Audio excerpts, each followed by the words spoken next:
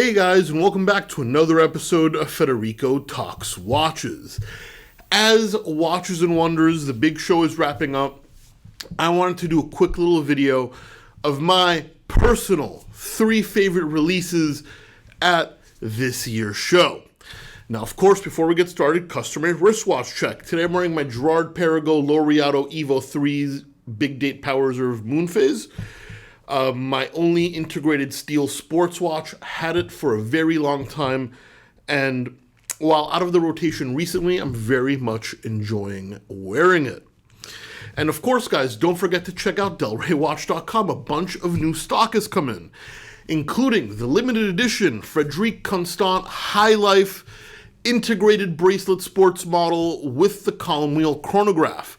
Here you get an in-house movement with a column wheel and a chronograph, an integrated bracelet, all for under $3,000. Absolutely killer. Go check it out. We have my favorite Grand Seiko model, the GMT with the sapphire bezel. This just came in as well. Gorgeous sports watch. I owned the black version of this back in the day in the Spring Drive. This is one I think I might be picking up for myself.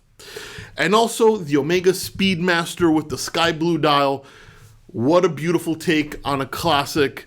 It's just a very interesting take on a Speedmaster. I love that blue dial.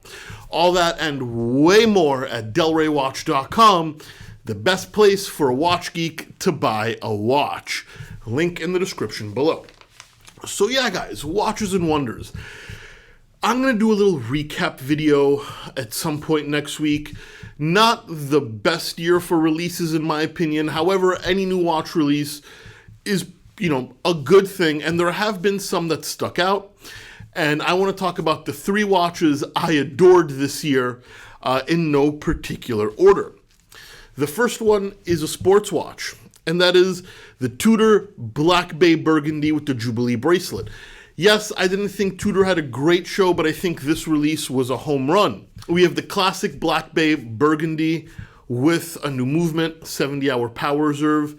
It's Meta certified as well, which is interesting. I love the way it looks on a Jubilee bracelet, the T-fit clasp. This is just a fantastic everyday watch that won't break the bank. I love the Jubilee look in the neo kind of vintage styling, especially with that burgundy. The movement has that 70-hour upgrade. What's there not to like? And the case is also a tiny bit slimmer, which is a big complaint a lot of people said about the Black Bay, was that it was slab-sided.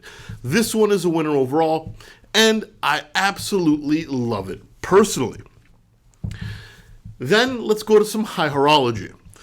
We have the Cartier Santos Dumas skeleton. Now, I'm aware not everybody loves this, but I have a huge affinity for Cartier. I used to work for Cartier, and if you're a watch geek, even though this watch is not for you, how can you not at least be impressed? Firstly, the very thin case with historical ties to the first ever wristwatch that Cartier, invented, the Santos Dumas. That's beautiful. Then I love the inlay. Oh my God, that blue inlay is gorgeous. And it's something you don't really see every day. It's once again a skill that is very old school. It's been done on vintage watches, but nothing modern. And then the beautiful skeletonized movement. Absolutely gorgeous. Who says Cartier can't do high horology? Anybody who did say it, you're absolutely wrong. I mean, I've known it for a while because I work there. But Cartier really does pull out all the stops occasionally, and this is one of them. I even love the flying machine on the micro rotor, which harkens back to Alberto Santos Dumas, who's the guy who ordered this watch from Louis Cartier because he was flying and needed a watch not in his pocket but on his wrist. So that's a little bit of a throwback as well, a little bit of an homage to that. I absolutely adore this watch. I was going to go with the Cartier Tank Normal, which I love, but limited to 100 pieces.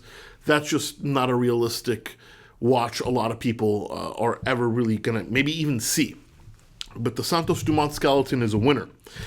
And now a remake of a watch I not only love, but I used to own. That is the Chopard Luc 1860. A beautiful dress watch. 36.5 millimeters, but it wore very well on me. This is in stainless steel with a salmon dial, which I love. I had the rose gold version, and they brought back that really special movement. The 186 movement with the Geneva seal, the swan neck regulator, and the micro rotor. Philippe Dufour himself said this is one of the best movements he's ever seen, and he's a living legend.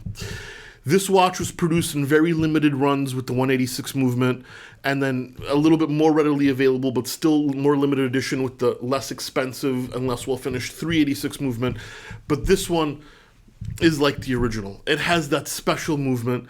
It has a great case shape, very thin. I love the proportions. Salmon dials. You guys know I love salmon dials. 36.5 is absolutely perfect for a dress watch. Chopard absolutely killed it here. And yes, while some people may say $23,000 and change is expensive, and it certainly is, take a look at that movement and you can see where the money went. It's absolutely stunning. Those are my 3 winners this year. The Tudor Black Bay Burgundy with the Meta certified movement, the Cartier Santos Dumas skeleton, and the re-release Chopard LUC 1860.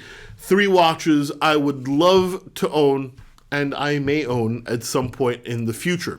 Let me know what your favorites were in the comment section below. Give this video a thumbs up if you enjoyed it. It really does help. And don't forget to subscribe so you don't miss any more content. Guys, thank you so much, and I'll catch you in the next one. Take care.